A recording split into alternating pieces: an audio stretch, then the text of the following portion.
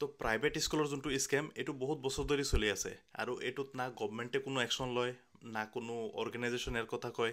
না কোনো NGO ইয়াৰ কথা আজিলৈকে কৈছে প্ৰাইভেট স্কুলৰ যোনটো কনচেপ্ট আছে এইটো তাত আপুনি চাব ই আপোনাৰ কোৱালিফিকেশ্যনে নহয় টিচাৰে নহয় তেনেকুৱা টিচাৰ স্কুল পঢ়াই আছে এটা প্ৰিন্সিপাল তাৰ কোনো প্ৰিন্সিপালৰ দক্ষতা নাই ই প্ৰাইভেট স্কুলটো ৰান কৰি আছে তাত আপুনি চাব যে বেছি কিতাপ তাত ছাত্ৰ ছাত্ৰীক দিয়া হয় যেনেকৈ NCERTৰ ফৰ্মেট আমাৰ গভৰ্ণমেণ্ট স্কুলত লাগু আছে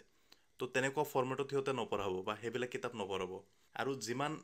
বস্তু আছে গোটেইখিনি স্কুলৰ পৰা ল'ব লাগে স্কুল কমিটি থাকে তাৰ পৰা ইউনিফৰ্ম লওক আপোনালোকে শ্বুজ লওক বেল্ট ল'ব লাগে কিতাপ ল'ব লাগে গোটেইখিনি আপুনি তাৰ পৰা ল'ব পাৰিব কিন্তু আপুনি কোৱালিটি এডুকেশ্যনটো যে এইটো বাহিৰৰ পৰা ল'ব পাৰিব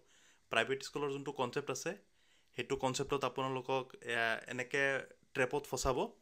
যোনটো ট্ৰেপত এতিয়াও বহুত মানুহ আছে বহুত মানুহে ভাবে যে গভৰ্ণমেণ্ট স্কুলত দিলে চাগে পঢ়াটো ভাল নহ'ব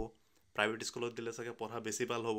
আৰু এইটো ফাইদা লৈ আছে বহুত বিজনেছমেনে এতিয়া আপোনালোকে চাব যে বহুত বিজনেছমেন প্ৰাইভেট স্কুল খুলি বহি আছে না সিহঁতে এডুকেশ্যনত কিবা এচিভমেণ্ট কৰিছে তো এইবিলাক বন্ধ হ'ব লাগে আৰু যোনকেইটা অথৰাইজ প্ৰাইভেট স্কুল হয় সেইকেইটা থাকিব লাগে এনে য'তে প্ৰাইভেট স্কুল বনাই একো লাভ নাই